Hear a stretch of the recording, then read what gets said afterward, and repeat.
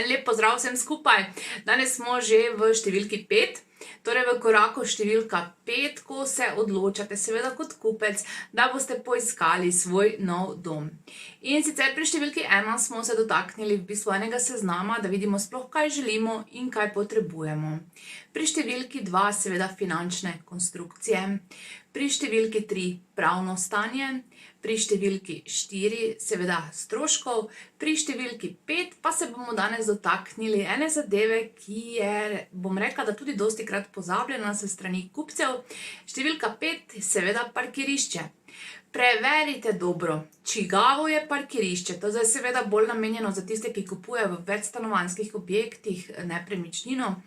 Zato, ker dostikrat se zgodi, da so recimo parkirišča v lasti nekih tretjih oseb, da se vam ne bo zgodilo, da bo seveda ta oseba dala na parkirišče zapornico in boste mogli seveda začeti parkirišče plačevati. Preverite seveda tudi, če je dovolj parkirišč. V primerih recimo, ko pa vam nekdo reče, da je parkirišče zagotovljeno za vsakega stanovalca eno, preverite tudi pri upravnikih, če imajo to seveda rešeno z kako medsebojno pogodbo. Ker dostikrat seveda vemo, da imamo že skoraj večina nas 2 avtomobila doma pri hiši in potem se lahko kaj hitro zgodi, ko nekaj časa tam živite, ugotovite, da če pridete zvečer domov, seveda nimate kje zaparkirati.